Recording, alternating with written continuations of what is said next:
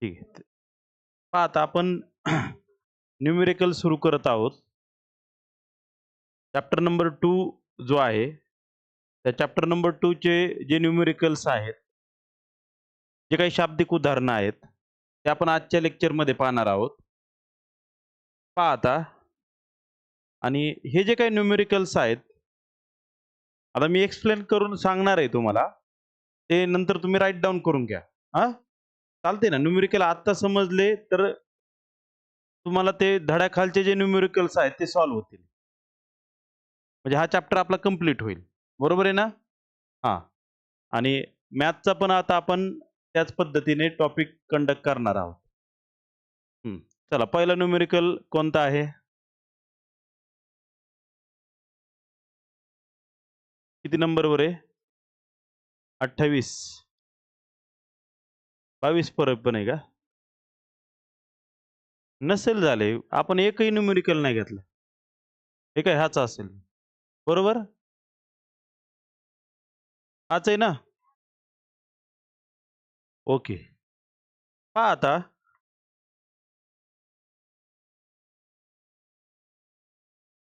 न्यूमेरिकलमध्ये बघा basically numerical मुलं जे असतात, हे मुलं बऱ्याच वेळा सॉल्व्ह करत नाहीत. न्यूमेरिकल एकदम सोपे असतात. आपण चॅप्टरमध्ये जे काही फॉर्म्युले अभ्यासलेले आहेत, अ, जे काही युनिट अभ्यासलेले आहेत हां. फॉर्म्युला आणि युनिटमध्ये नाही एवढं नाही मुंग्या रे, बसा.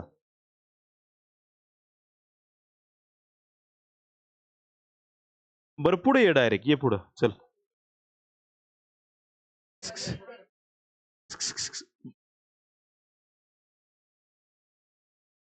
नाही तारे. मी म्हणतोय त्याला एकदा हे करायचं का? झटकायचं का ते? बॅग माग घे. हां. येस. हां, हे देऊ का रे? एक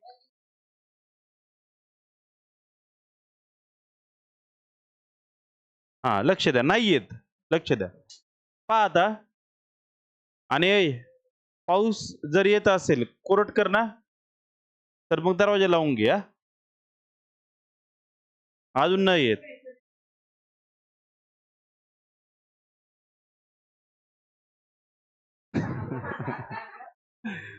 बरं. बरं लक्ष द्या. हां. Calculate the work done takes an object of mass 20 kilogram to a height of 10 metre. म्हणजे वर्क डन कॅल्क्युलेट करायचंय बघा. आणि हे जे वर्क डन आहे, हे वर्क डन मास किती आहे रे? 20 किलोग्रॅम आहे. त्याचं वर्क डन कॅल्क्युलेट करायचंय आणि त्याची जी हाईट आहे, ती हाईट किती आहे? 10 मीटर आहे. किती आहे? 10 मीटर. आणि जीचं मूल्य सुद्धा प्रोव्हाइड केलेले आहे 9.8 मीटर पर सेकंद स्क्वेअर. आता दिलेल्या टर्म्स एकदा गिवन मध्ये मांडायच्या. जसं की मास आहे बघा, मास 20 किलोग्रॅम. आता तुम्ही म्हणता सर इथं हाईट न घेता यस घेतलेलं आहे. यस का घेतला असेल रे? कारण की वर्क डनचा जो फॉर्म्युला आहे आपण जो शिकलेलो, त्या वर्क डनच्या फॉर्म्युल्यामध्ये W इज इक्वल टू काय आहे सांगा? F into yes. काय आहे? F into yes. मग आपल्याला हाईट न घेतात ती हाईट एक डिस्टन्स आहे. काय आहे? डिस्टन्स आहे. म्हणून यस घ्यायचंय. काय घ्यायचंय? यस घ्यायचं आहे.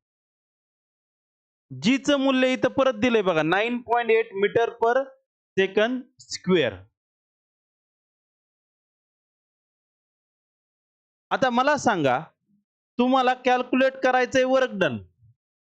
तुमच्याकडे आहे यस. तुमच्याकडे काय नाहीये? फॉर्म्युल्यानुसार एफ नाहीये. काय नाहीये? एफ नाहीये. डब्ल्यू कॅल्क्युलेट करायचं आहे, नो डाऊट. पण अगोदर तुम्हाला काय कॅल्क्युलेट करावं लागेल? एफ कॅल्क्युलेट करावं लागेल, फोर्स. मग दिलेल्या टर्मनुसार तुम्हाला एफ कॅल्क्युलेट करायचा आहे. मग एफचा फॉर्म्युला आहे तुमच्याकडे. एफ बरोबर काय आहे? M G. आपण एम जी आहे, पण खरा फॉर्म्युला कोणता एफचा?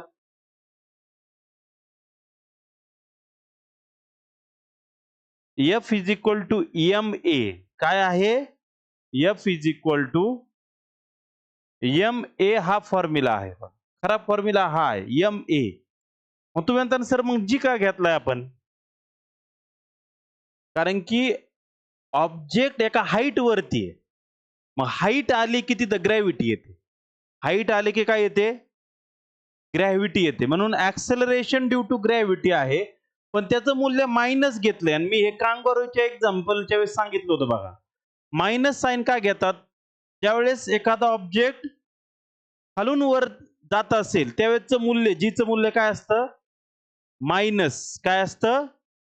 मायनस. आणि ऑब्जेक्ट वरून खाली येत असेल तर जीचं मूल्य काय असतं? प्लस. ओके. म्हणून इथं मायनस टेकन केलेलं आहे.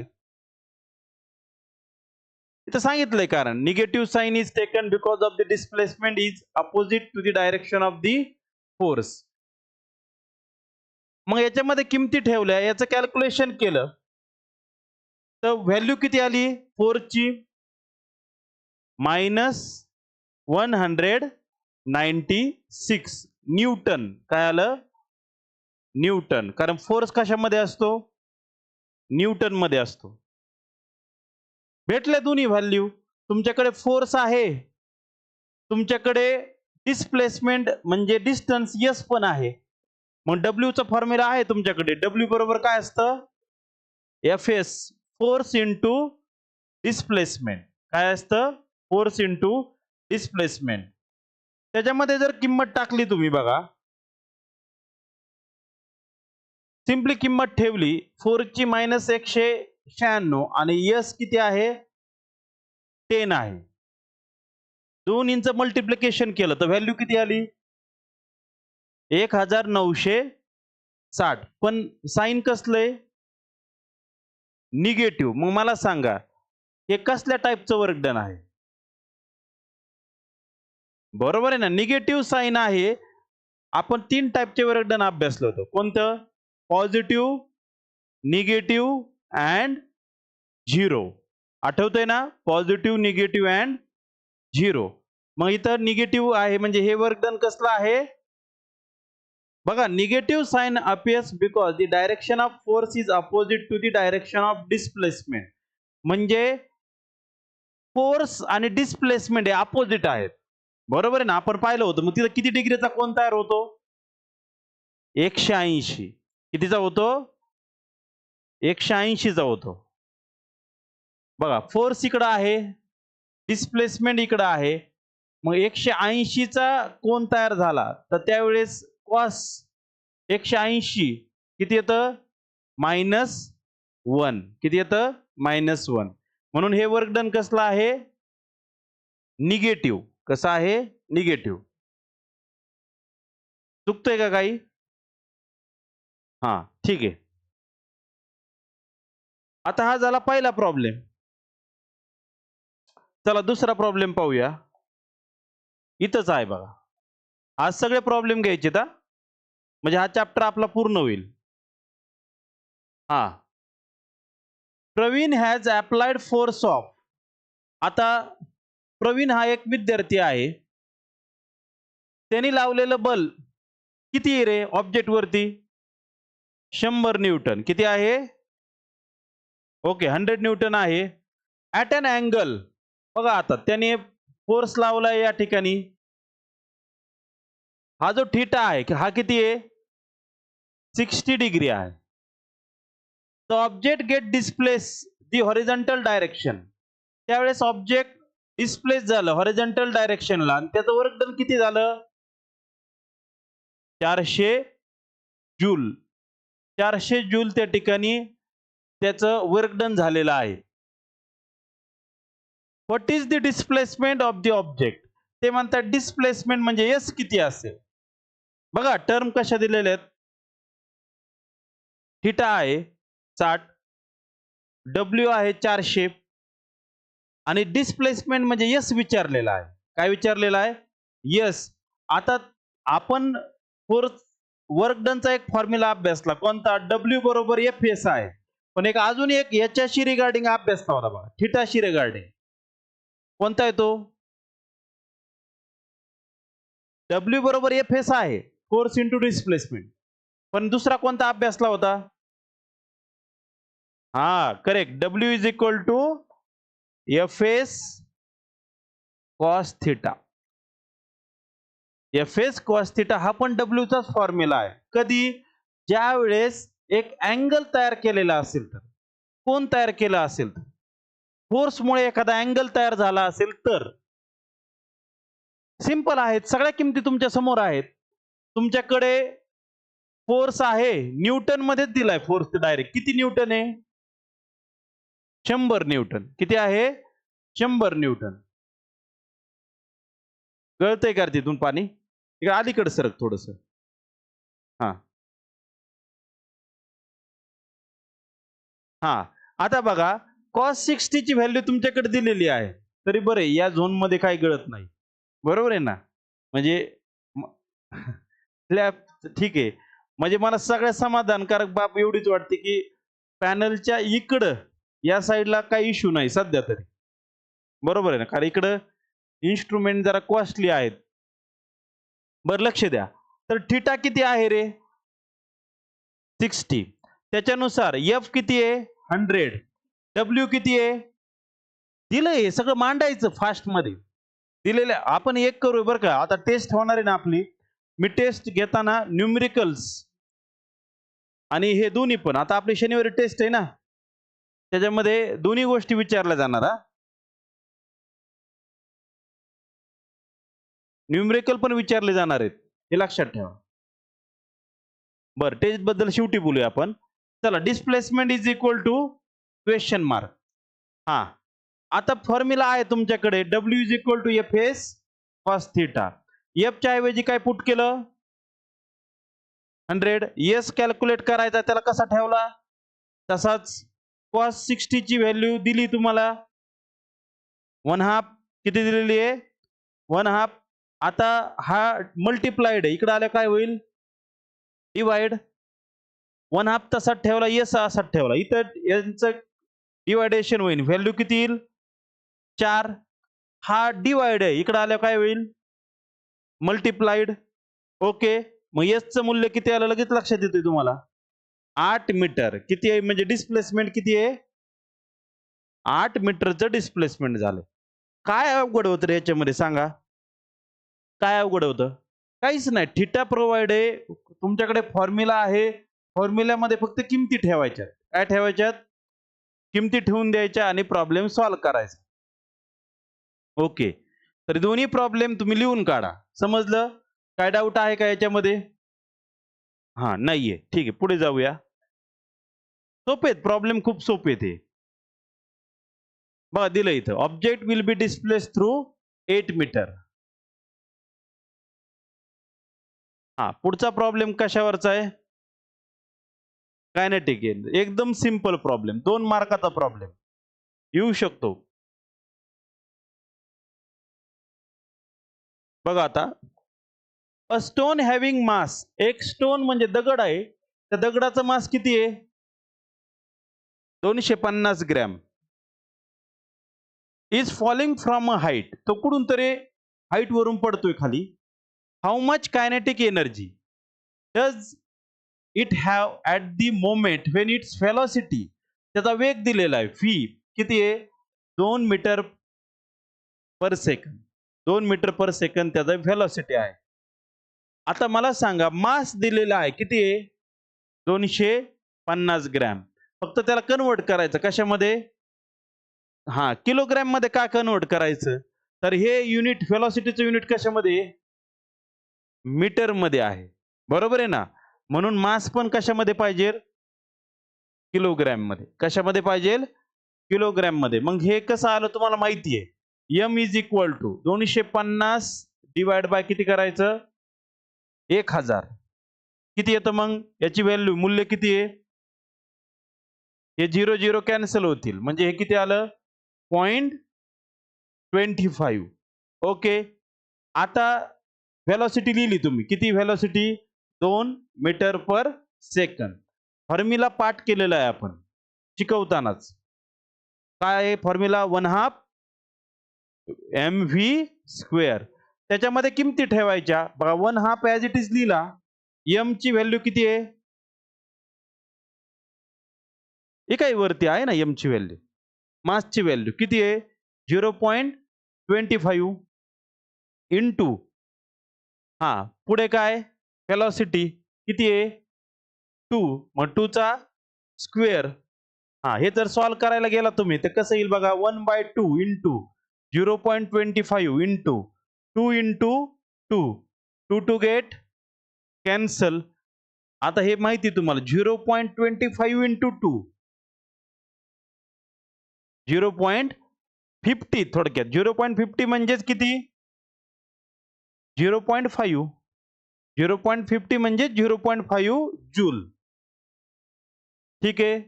कारण एनर्जी कशामध्ये असते? कायनेटिक एनर्जीचं युनिट कारण एनर्जी आणि वर्क डनचं युनिट एकच आहे. कोणतं?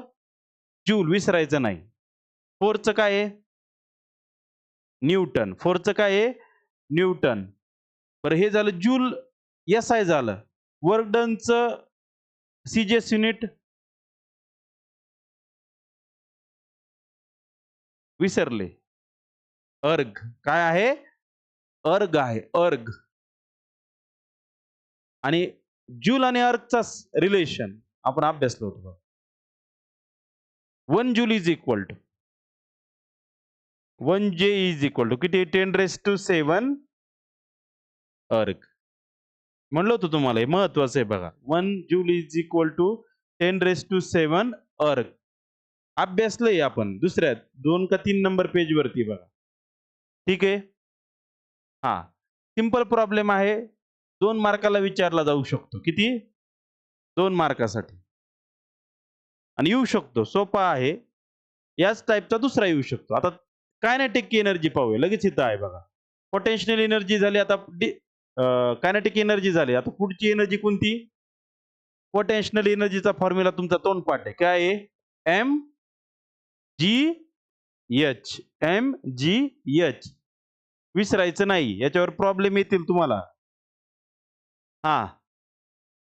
चला काय आहे?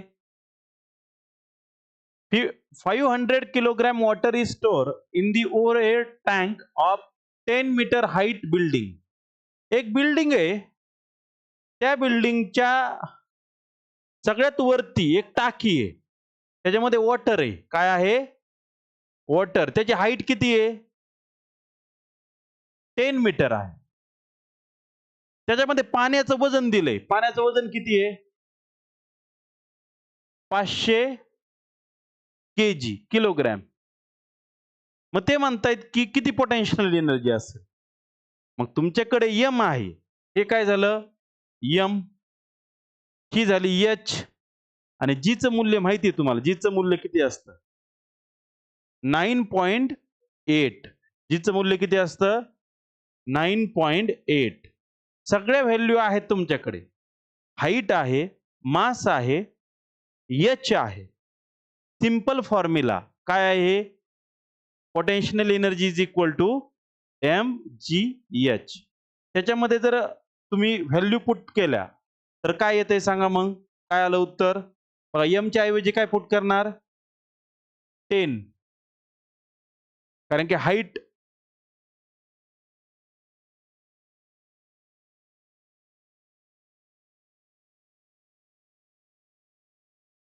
m च्या ऐवजी 10 कसं काय पुट करायचं?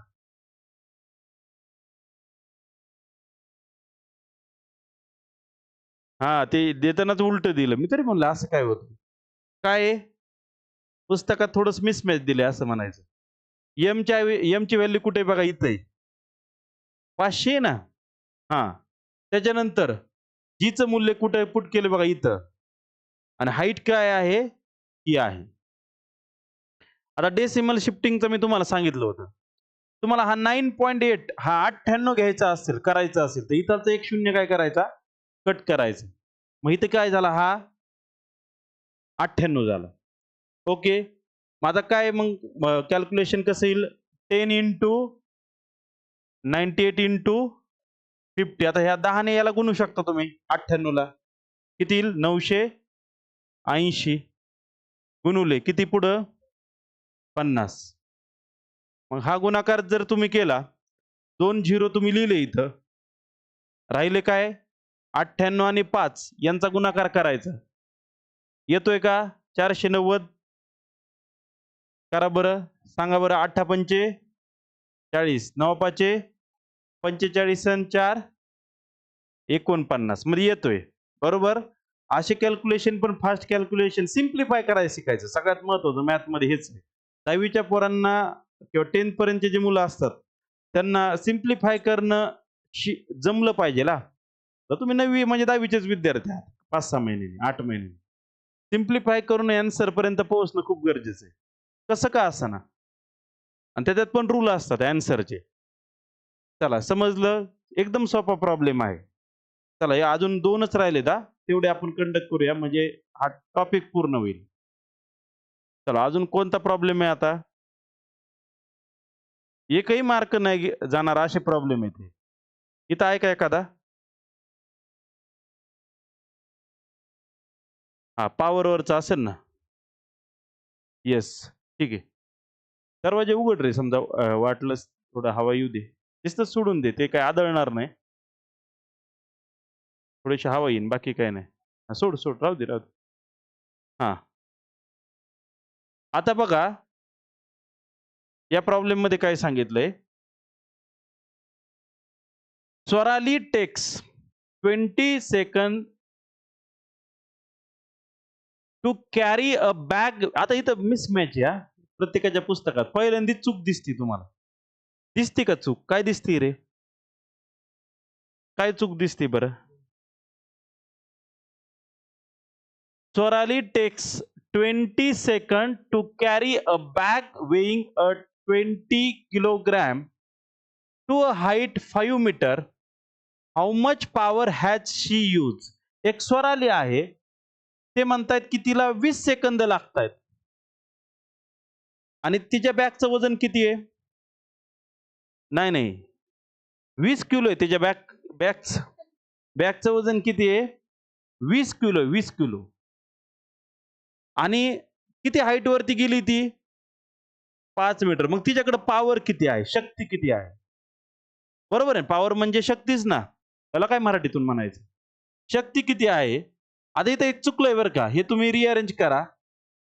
टाईम हा किती आहे रे? इथं दिलाय बघा. हाच खरा आहे. 40 सेकंद आहे हां. किती आहे? 40 सेकंद. ते करेक्शन करा पुस्तकामध्ये. 40 सेकंद टायमिंग आहे. चुकलेलं आहे.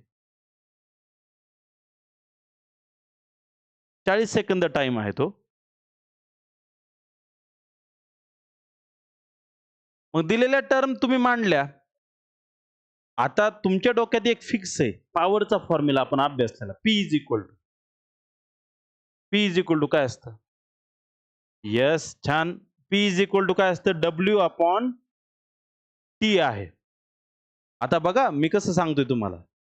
तुमच्या ते डोक्यात आहे की W/T पण F बरोबर काय असतं? परत ते W बरोबर काय आहे? Wचा फॉर्म्युला. W बरोबर काय? Fs. छान. W=Fs. पण आपल्याकडे F कॅल्क्युलेट करण्यासाठी तुम्हाला काय गरजेचं आहे? तर मास गरजेचं आहे आणि 9.8 गरजेचं आहे. म्हणजे तुम्हाला अशा पद्धतीने जायचंय. पहिल्यांदा Fs नुसार W आणि W नंतर पॉवर. पाठीमागे हे करतो का रे? ते वाजतच बसेन कवर पण.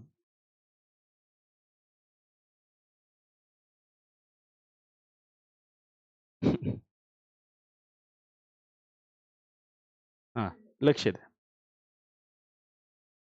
हां. तर पहिल्यांदा तुम्हाला F आणि Sचं मल्टिप्लिकेशन कॅल्क्युलेट करावं लागेल. त्याच्यानुसार पॉवर कॅल्क्युलेट केला तर W कॅल्क्युलेट केला तर पॉवर कॅल्क्युलेट त्या ठिकाणी होऊन जाईल. चला. तुमच्याकडे मास आहे किती आहे? 20. तिच्या बॅगचं मास किती आहे? 20 केजी.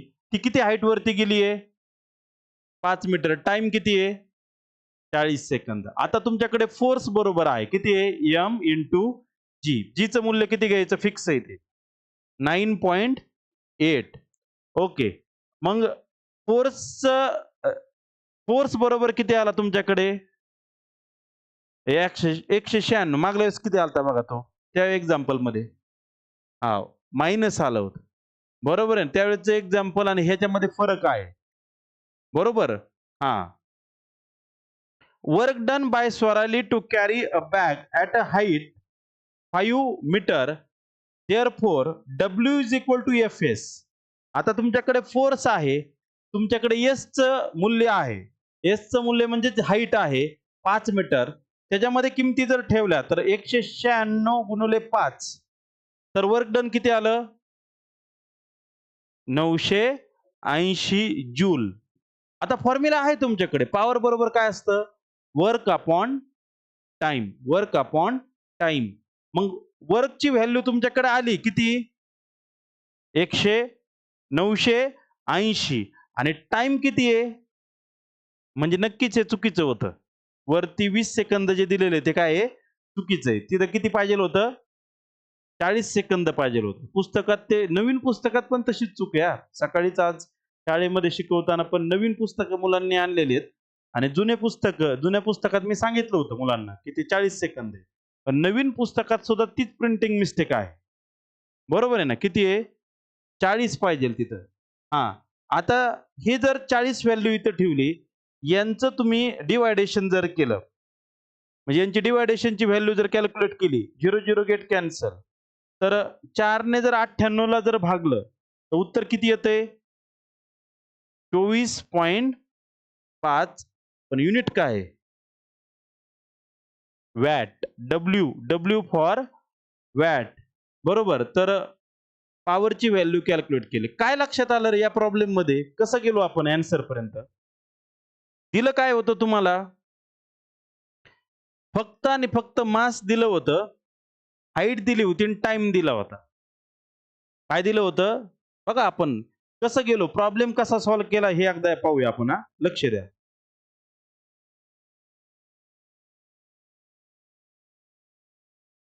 प्रॉब्लेम कसा सॉल्व्ह केला हे एकदा पाहूया. म्हणजे आपला फक्त एकच प्रॉब्लेम राहिला म्हणजे लेक्चर कंप्लीट होईल. हां, लक्ष द्या. दिलेल्या याच्यामध्ये मास दिलं होतं, हाईट दिलेली होती आणि अजून काय दिलतं? टाईम दिलेला होता. ओके, गिव्हनमध्ये ह्या व्हॅल्यू तुम्हाला दिलेल्या होत्या. हां, ह्या गिव्हनमध्ये होतं आपल्याकडं. हे गिव्हनमध्ये होतं, हे गिव्हनमध्ये होतं आणि हे पण गिव्हनमध्ये होतं. यालाच आपण काय म्हटलं? येस. बघा प्रॉब्लेम कसा सॉल्व्ह करायचा असतो हे मी सांगतो तुम्हाला. हे तुम्हाला गिव्हनमध्ये दिलं होतं. पण तुम्हाला बेस माहिती पाहिजे. बेस काय आहे? पॉवर इज इक्वल टू काय असतं? W upon T. परत वर्क बरोबर तुम्हाला माहिती आहे. W बरोबर काय असतं?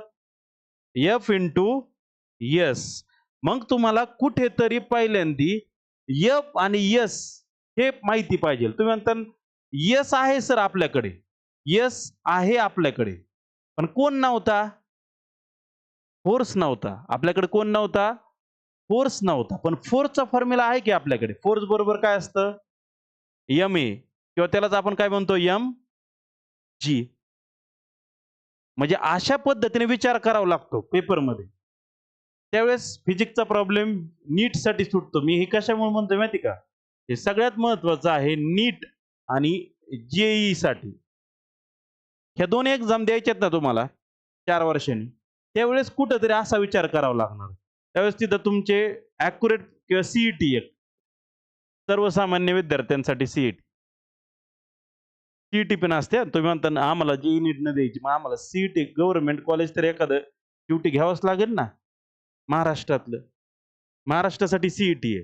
त्यावेळेस असे प्रॉब्लेम मी म्हणतो ह्यो सुद्धा प्रॉब्लेम येऊ शकतो. 9वीतला प्रॉब्लेम विचारायला काहीच प्रॉब्लेम नाही त्यांना. ते सरळ-सरळ विचारू शकतात, की त्या ठिकाणी पॉवर किती आहे? 9वीतला पण विचारू शकतात. बेस आहे हा, बेसिक आहे सगळं. बरं, मग आता तुम्ही फोर्स कॅल्क्युलेट केला, डिस्टन्स आहे, तुम्हाला काय भेटणार? Work done. काय भेटणार? Work done. टाईम तर आहे तुमच्याकडे गिव्हनमध्ये. टाईमची व्हॅल्यू पुट केली, की तुम्ही कशापर्यंत जाणार? पॉवर. म्हणजे लक्षात आलं का? म्हणजे कसं जायचंय आपल्याला? रिव्हर्सिबल जायचंय. दिलेल्या टर्मचा विचार करता रिव्हर्सिबल प्रॉब्लेमकडे जायचं. हे तुम्हाला कधी लक्षात येणार? ज्यावेळेस तुमचे फॉर्म्युले पाठ असतील. काय पाठ असतील? फॉर्म्युले. त्यामुळं पहिल्यापासून मी सांगत असतो, की फॉर्म्युले काय करायचे? तर पाठ करायचे.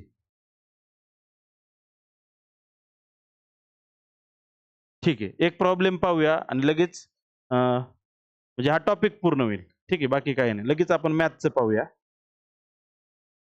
हा टॉपिक बरोबर पूर्ण होईल हां. चला शेवटचा प्रॉब्लेम वाचा बरं. अरे बराच वेळ गेला रे. मला असं वाटलं, की हां. चला रीड इट. हां, रीड इट. काय आहे प्रॉब्लेम शेवटचा?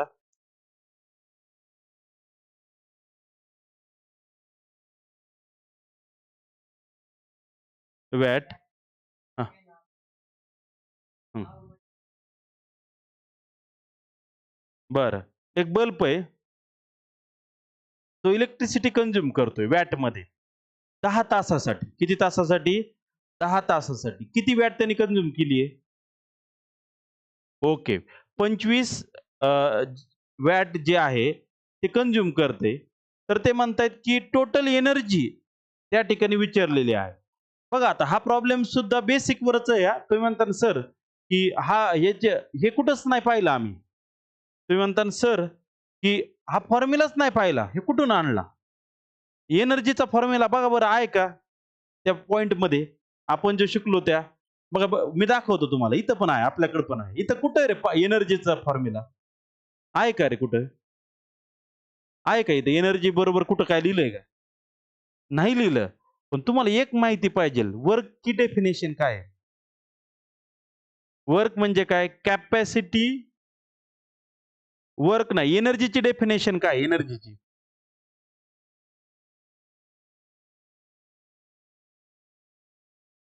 एनर्जीची किंवा वर्क डनची डेफिनेशन काय आहे? एनर्जीची सांगा बरं. हां, बोस मोठ्याने सांग काय? हां, capacity of a body to perform work. म्हणजे वर्क म्हणजेच एनर्जी आहे थोडक्यात. वर्क म्हणजेच काय आहे? कारण वर्कचं युनिट जूल आहे. तसं एनर्जीचं युनिट सुद्धा काय आहे? जूल आहे. म्हणजे फॉर्म्युला समोर आहे तुमच्या. फॉर्म्युला काय आहे? समोर आहे. त्यालाच रिअरेंज केलाय बघा. त्यालाच काय केलाय? रिअरेंज केलाय. हे कसं आहे माहिती आहे का? P is equal to energy upon time. आता तुम्ही म्हणता सर हे वेगळंच कसं काय सांगताय तुम्ही? कारण की आपण P बरोबर काय म्हणतो? Work upon time. पण वर्क म्हणजेच काय असतं? एनर्जी असते. वर्क म्हणजेच काय? एनर्जी. मग आता त्याला रिअरेंज करा. रिअरेंज करा म्हणजे हा डिव्हाइड आहे. इकडे केलं काय होईल? मल्टिप्लाय म्हणून आहे बघा. Energy consume is equal to power into time. समजलं कुठून आला फॉर्म्युला? हे लक्षात येत नाही पोरांच्या. हे कुठून आलं बाबा? एनर्जी कुठून आली? अरे एनर्जी म्हणजेच डब्ल्यू आहे. W work done. एनर्जी आणि वर्क डन हे सारखंच आहे. ओके. आता त्याच्यामध्ये किमती ठेवा. आता हां, इथं बघा. ते आहे 25 वॅट पण आपली एनर्जी ही किलोवॅट हॉवरमध्ये असते. कशामध्ये असते? Kilowatt hover. मग 25 वॅट बरोबर किती किलोवॅट? 0.025 किलोवॅट. आणि टाईम किती आहे? 10 तास. बघा हॉवर्समध्ये आहे. 10 तासामध्ये आहे. दोन्हींचं मल्टिप्लिकेशन केलं तर हा 0 कॅन्सल झाला. तर इथं शिफ्टिंग पॉइंट कुठं होणार? तर राइट हँड साइडला शिफ्ट होणार पॉइंट. मग किती आलं? 0.25 किलोवॅट हॉवर एनर्जी. मॅक्सिमम हा प्रश्न कितीला विचारला जाऊ शकतो? 2 मार्कसाठी विचारला जाऊ शकतो. किती मार्कासाठी? 2 मार्क. समजला?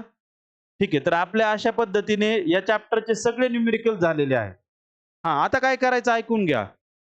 हे फक्त तुम्ही समजून घेतलेत हां. ए लक्ष द्या. हे काय करायचे तुम्हाला? लिहायचेत. हे मी अजूनच सांगतोय. मी तर म्हणेन तुम्ही फक्त प्रॉब्लेम लिहा.